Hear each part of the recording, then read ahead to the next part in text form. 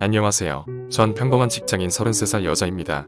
3년 전 결혼하고 2년 만에 이혼한 돌싱이고요. 문득 욕실에서 세수를 하고 거울을 쳐다보니 제 얼굴의 눈 밑에는 주먹만한 다크서클이 시커멓게 내려앉아 있는 것이 누가 보면 주먹으로 한 대 얻어 터진 줄 알 정도로 피곤해 지쳐있는 상태네요.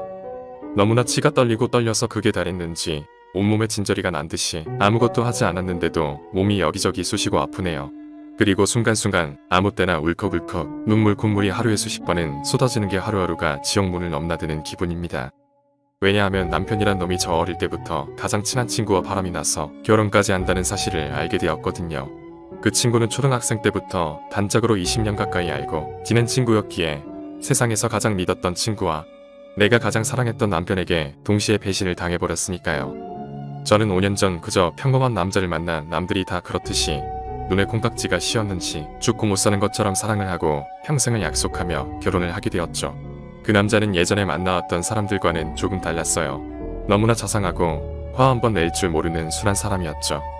한 가지 흠이 있다면 거절을 잘못하고 남한테 싫은 소리를 못해 누가 부탁을 하면 잘 들어주는 편이었어요.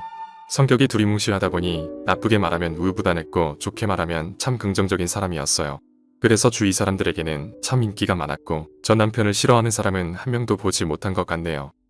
조금 아쉽다면 저한테만 다정하고 잘 해줬더라면 좋았을 텐데 그렇지 못한 것이 조금은 불만이었지만 그렇다고 저한테 소홀하게 하면서 대인관계를 유지하는 게 아니라서 참고 살만했어요.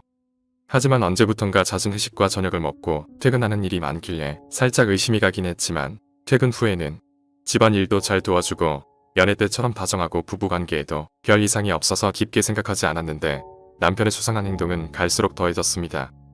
TV일보다 전화가 오면 밖에 나가서 받고 온다던지 문자가 오면 제가 못 보게 가려서 본다던가 그래서 몇 주 동안 몰래 남편의 휴대폰을 유심히 살펴보며 잠금 해제하는 패턴을 알아내고 새벽에 화장실에 들어가서 문자와 갤러리를 살펴보니 다른 누구도 아닌 제 친구랑 차마 눈 뜨고 볼 수 없을 정도의 애정인가 흔적이 남아있더군요. 눈 뜨고 볼 수 없을 정도의 수위 깊은 사진들도 있었고요. 너무 놀라서 눈물만 흐르더군요. 제 친구는 초등학교부터 친구로 저의 가장 절친한 친구입니다. 어쩜 인생의 대부분을 그 친구와 함께 했고 남편과 만나 데이트할 때도 그 친구는 남자친구를 데리고 나와 더블 데이트를 즐기기도 했고 그 친구 실현 당할 때도 내 남편과 함께 술친구가 되어 위로를 해주었죠. 그 친구의 생일날에는 직접 챙겼고 결혼 후에는 항상 생일 파티를 우리 집에서 내가 챙겨줬어요. 우리 집 현관 비밀번호를 알고 있고 수시로 내 집 드나 들듯이 오가며 친자매처럼 여겼는데 어쩜 나한테 이럴 수가. 사진 속에는 심지어 내 침실에서 둘이 누워 껴안고 있는 사진도 있었네요. 아마 내가 친정에 갔을 때나 여행을 갔을 때는 우리 집 안방에서도 그 짓거리를 했을 겁니다. 그동안 집에만 내 집처럼 들락거린 게 아니었고 내 남편도 자기 것처럼 가지고 놀았던 거였더라고요. 그 친구는 비혼주의에 한 남자에 만족 못하고 수시로 남자친구를 갈아치워 내가 남편과 연애할 때부터 지금까지 사귄 남자친구만 10명 가까이 돼요. 그리고 항상 클럽을 다니며 어린 남자를 만나고 다녔기에 우리 남편은 남자로 여기지도 않았죠. 근데 최근에 그 친구와 단둘이서 드라이브를 가게 되었는데 오랜만에 일상에서 벗어나 둘만의 여유로움을 만끽하며 친구와 수다를 떨었습니다. 근데 자꾸 남편과의 관계에 대해서 물어보는 겁니다.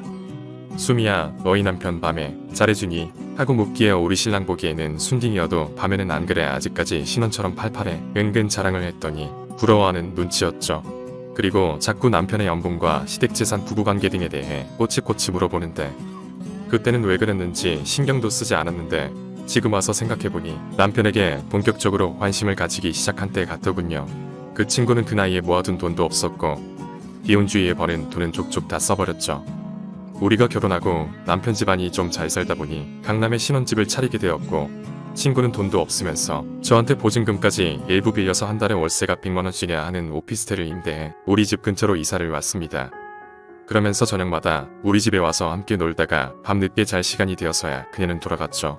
근데 올 때마다 그녀의 옷차림은 너무나도 편한 차림이었어요. 속이 훤히 비치는 잠옷 같은 옷을 입거나 허트앤 노출이 심한 민소 매트를 입는 등 순진한 남편이 눈을 어디에 둬야 할지 모를 정도로 심한 옷들 뿐이었죠. 처음부터 그런 건 아니었는데 갈수록 심해져 갔죠. 그때 아마 친구는 남편을 꼬시려고 작정을 했고 남편은 그때쯤 넘어간 것 같더군요. 한 번은 친구가 오피스텔에 등이 나갔다며 남편에게 교체해달라고 부탁한 적이 있었는데 10분이면 충분히 교체하고도 남을 시간인데 2시간 가까이 오지를 않더군요. 내 친구가 어떻게 남편을 구워 삶았는지 모르지만 여자라곤 나밖에 모르던 남자가 어떻게 두 명을 동시에 만나왔는지 알 수가 없네요.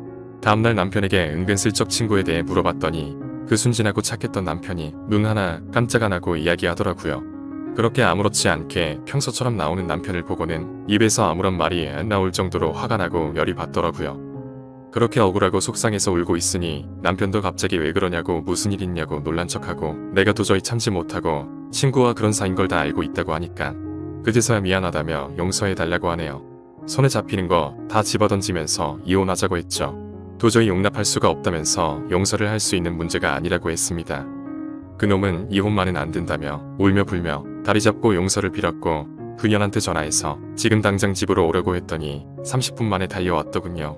집안 꼬라지와 남편이 무릎 꿇고 있는 모습을 보니 그년도 대충 짐작했는지 저한테 와서 미안하단 말 한마디 없이 영 이렇게 된 게 나더러 깔끔하게 이혼을 해달라고 하더군요. 남편을 사랑한다나 우리 둘을 옆에서 지켜보며 너무 부러웠다고 자기도 모르게 남편을 사랑하게 되었고 지금은 남편 없이는 못 살 것 같으니 차라리 나보고 깔끔하게 이혼해달래요.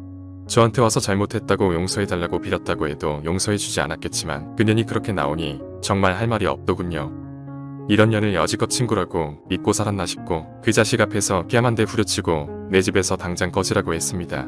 그랬더니 이 집이 네 집도 아닌데 왜 내가 이 말을 들어야 하냐며 남편에게 내가 이 집을 나갈지 자기가 이 집을 나갈지 한번 물어보자고 하더군요.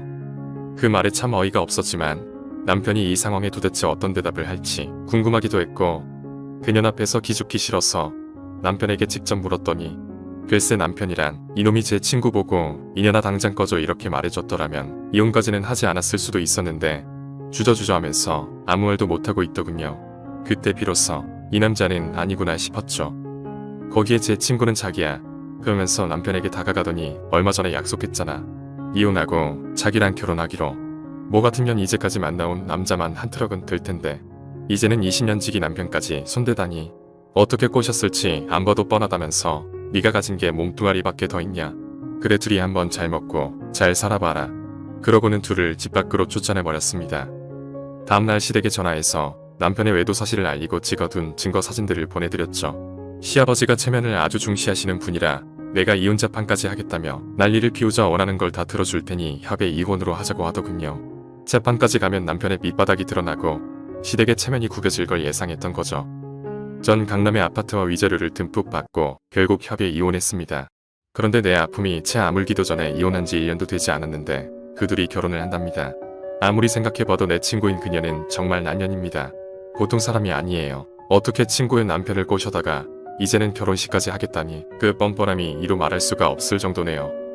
결혼 소식을 접하고 남편에게 10개월 만에 전화를 했습니다. 그동안 그쪽에서 연락이 왔었지만 제가 받지를 않았거든요. 결혼 이야기는 꺼내지 않고 집으로 잠깐 와서 할 이야기가 있다고 했죠. 그랬더니 이제껏 제대로 사과를 하지 못한 것 같다면서 만나서 대화를 조금 하자면서 우리 집에 찾아왔네요. 나는 그 둘을 용서할 수가 없었네요. 그래서 남편에게 내가 아직도 당신을 사랑하는 것 같다면서 과거 일을 다 없었던 일로 해줄 테니 다시 잘해보자고 예전 좋았던 시절 이야기를 꺼내며 추억팔이를 했죠. 아직도 당신을 사랑한다면서 연기를 했더니 이 남자 눈물이 글썽글썽거리며 후회가 되는 듯 망설이는 것처럼 보이는 겁니다.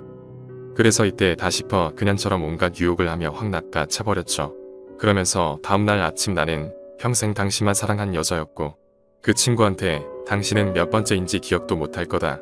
그리고 나한테는 당신이 마지막 남자지만 그 친구한테는 마지막이 아닐 가능성이 높다. 하룻밤에 꿈 같았다고 생각하고 우리 다시 시작해보자. 나 정말 당신 없이는 못 살아 그랬더니 전 남편도 뭐에 홀린 것 같다면서 어찌어찌 하다 보니 결혼까지 약속을 했다면서 앞으로 어떻게 했으면 좋겠냐고 저한테 물어온 겁니다. 속으로 생각했죠. 너도 인생이 참 불쌍하다. 내가 받은 고통 몇 배로 갚아줄 거다. 기다려라.